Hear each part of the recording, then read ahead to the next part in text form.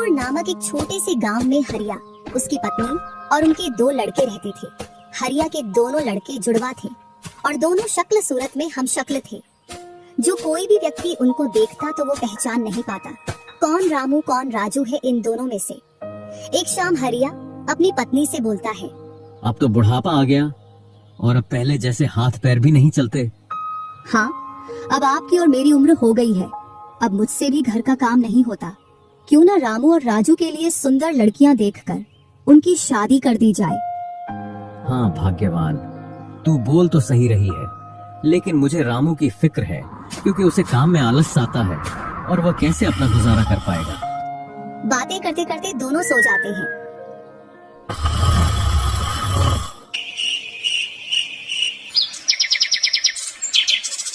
और सुबह उठकर हरिया रामू राजू से बोलता है, तुम दोनों खेतों पर चले जाना और एक खेत को खोद आना जिसमें मैं आकर बीज बो दूंगा। और आज मैं अपने दोस्त से मिलने के लिए पास ही के गांव में जा रहा हूँ। 2 दिन में लौट कर आऊंगा। हरिया तैयार होकर दूसरे गांव की ओर निकल जाता है और रामू राजू भी खेतों की ओर चल देते हैं। दोनों खेतों में जाकर काम करने लग जाते हैं। रामू ठहरा कामचोर और थोड़ी देर काम करने के बाद एक पेड़ की छांव में जाकर लेट जाता है। इधर राजू को सुबह से शाम हो जाती है और वह आधा खेत खोद देता है।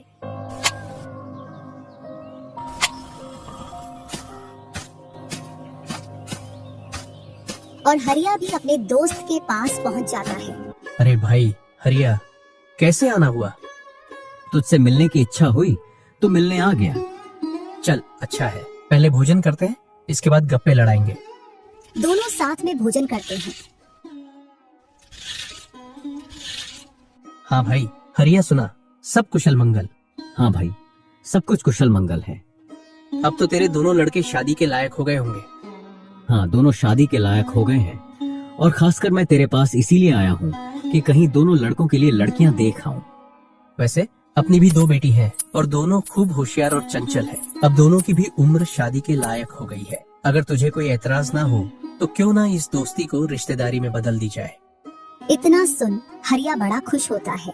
जब वह दोनों लड़कियों को देखता है तो दोनों बहुत ही सुंदर थीं।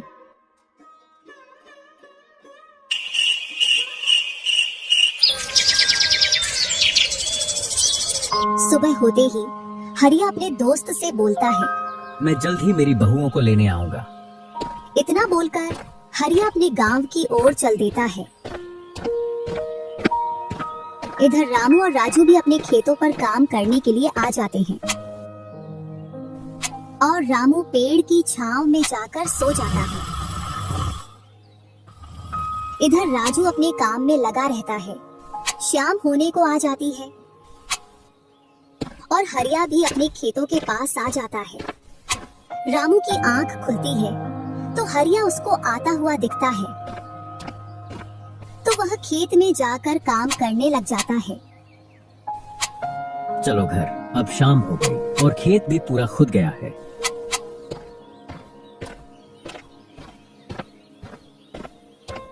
तीनों साथ में घर पहुंच जाते हैं। हरिया अपनी पत्नी और दोनों लड़कों को बताता है कि वह इन दोनों की सगाई पक्की कराया हो।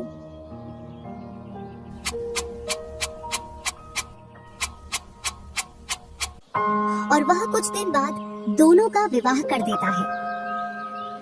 ऐसे ही कुछ वर्ष निकल जाते हैं।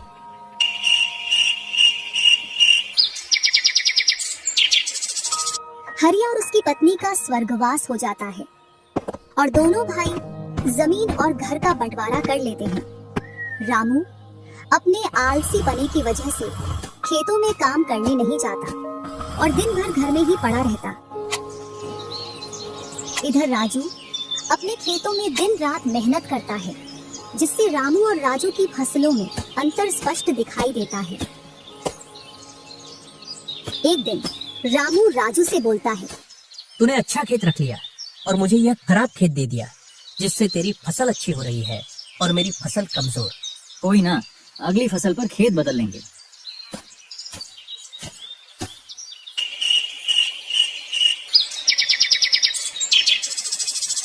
अगली फसल पर रामू राजू से खेत बदल लेता है और एक खेत ज्यादा ले लेता है।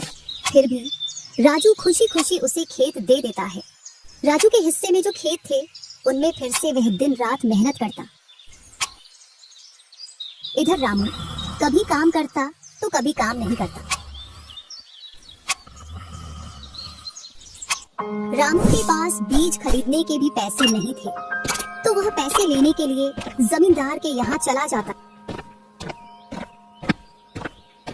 जमींदार जी, कुछ पैसे उधार चाहिए थे, जिससे मैं अपने खेतों के लिए बीज ले आता और फसल आने पर मैं आपको पैसे लौटा देता। क्यों नहीं भैया, लेकिन आपको 2% ब्याज देना पड़ेगा। जी जमींदार जी, मैं ब्याज दे दूंगा। जमींदार रामू को पैसे दे देता है और रामू उनसे कुछ बीज लाकर अपने खेतों में बो देता है। इधर राजू अपनी फसल की रोज देखभाल करता और रामू बोकर आया उसके बाद से अपनी फसलों को देखने के लिए भी नहीं गया। वहीं अपने घर में पड़ा रहता और दिन रात सोता रहता।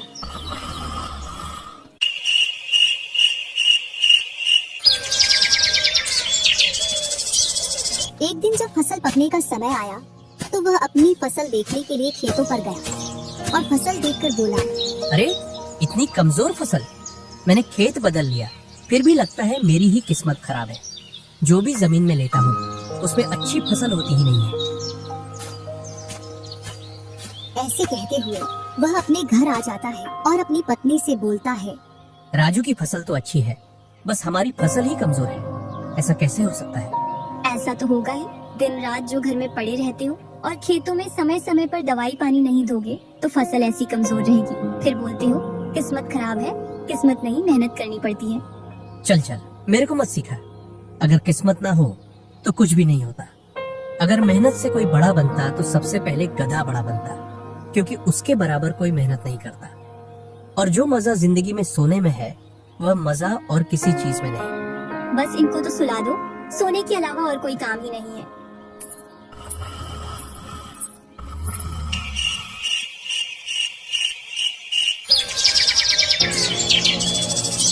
कुछ दिनों बाद जब फसल निकली तो राजू की फसल रामू से दोगुनी निकली, जबकि उसकी जमीन रामू से कम थी। रामू फसल को देखकर बोलता है, इस फसल को बेच कर आऊं या खाने के लिए रखूं? इधर जमींदार जी को भी पैसे देने हैं। अब इतनी सी फसल से कैसे काम चलेगा पता नहीं।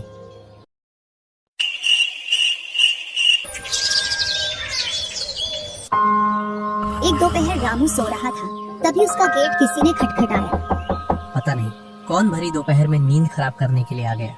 जैसे ही वह गेट खोलता है तो सामने जमींदार खड़ा दिखता है। क्या यह रामू का घर है? रामू ने सोचा, क्यों ना मैं इसे राजू के घर पहुंचा दूं। यह मुझे पहचान भी नहीं पाया। मैं तो राजू हूँ, वह वाला घर है रामू का। जमींदार सामने वाले घर पर जाकर गेट को खटखटाने लगता है।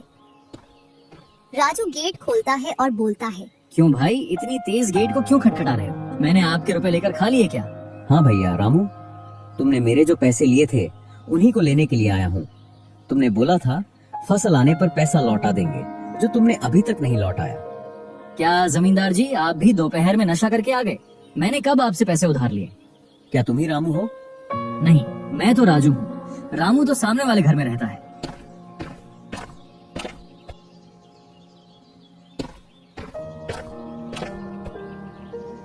भरी दोपहरी में जमींदार का सर चकरा जाता है और वह अपने घर चला आता है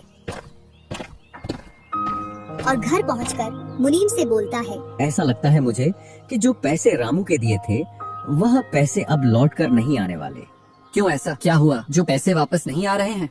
रामू और उसका भाई दोनों हमशक्ल हैं और दोनों बोल रहे हैं कि रामू वह है, रामू वह है। और उन दोनों ने दोपहर भर मुझे इस घर से उसे घर दौड़ाया। जमींदार जी, पैसे निकालने की मेरे पास एक स्कीम है। बोलो, कौन सी स्कीम है? मुनीम जमींदार जी के कान में पूरी स्कीम बताता है।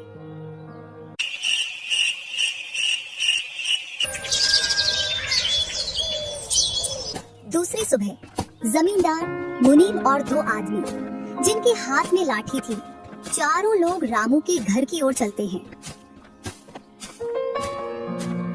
जैसे ही रामू के घर के पास पहुंचते हैं तो जमींदार और दोनों लोग थोड़ी दूर रुक जाते हैं।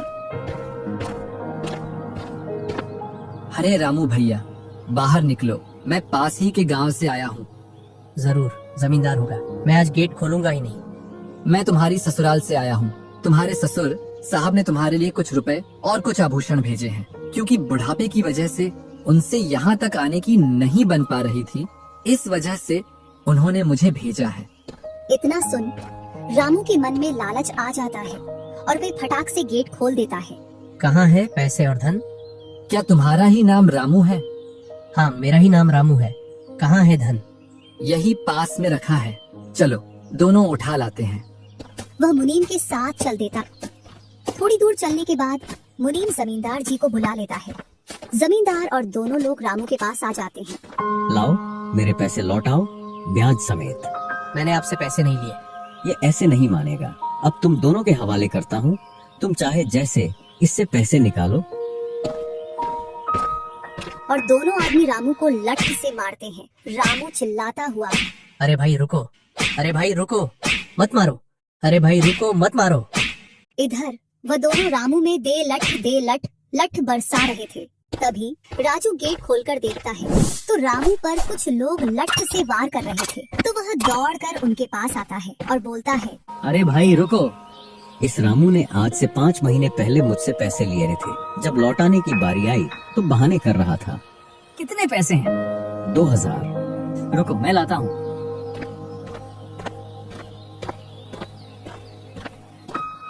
राजू रुपए लाकर जमींदार को देता है और जमींदार और उसके साथी वहाँ से चले जाते हैं। इधर रामू भी अपने घर में चला जाता है और राजू भी।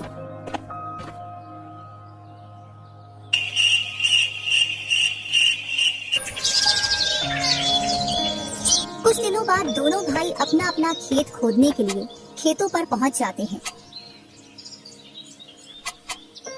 इधर खेत खोदते खोदते राजू दौड़ते हुए रामू के पास आता है और बोलता है, देखो मुझे खेत में क्या मिला है। राजू के हाथ में हीरा देखकर रामू के मन में लालच आ जाता है और वह मन ही मन सोचता है, इसके खेत में तो और भी हीरा हो सकते हैं।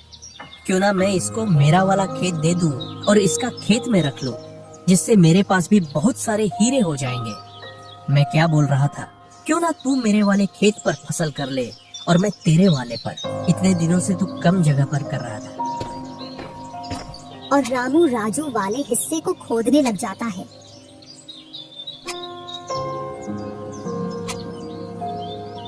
शाम तक पूरे खेत को खोद देता है, लेकिन उसे उसमें कुछ भी नहीं मिलता और थका हारा घर पहुंच जाता है। आज पूरा खेत खोद दिया, लेकिन फिर भी एक हीरा नहीं मिला, जबकि राजू ने खेत का एक कोना खोदा था, उसमें ही उसे एक हीरा मिल गया। अच्छा, आप अगर ऐसे ही मेहनत करते रहे तो एक दिन आपको भी बहुत सारे हीरे मिलेंगे। बातों ही बातों में रामू की नींद लग जाती है।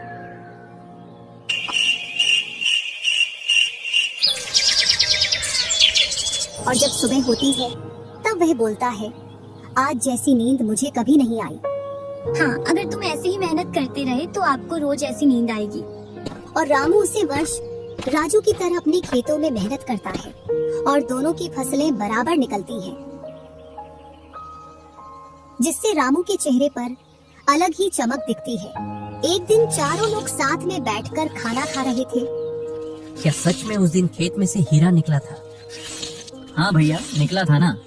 जो आज आपके घर में उसकी वजह से कई सारे हीरे रखे हैं। इतने में ही रामू की पत्नी बोलती है, वह तो नकली था आपसे काम करवाने के लिए। इसी प्रकार बातें करते करते चारों लोग अपने अपने घरों में जाकर सो जाते हैं।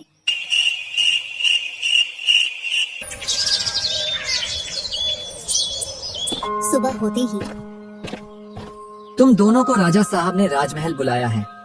वह दोनों भाई सेनापति के साथ चल देते हैं। अब पता नहीं कौन सी आपदा आ गई।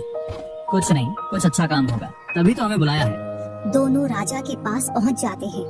हमने सुना है इस वर्ष तुम्हारी फसल सबसे अच्छी निकली है और आपने इस बार सबसे ज्यादा राजकोष में कर दिया है। इसी का आप दोनों को इनाम दिया जाता है। दोनों भाइयों को आपके गांव में इनाम के रूप में दुगनी जमीन दी जाती है।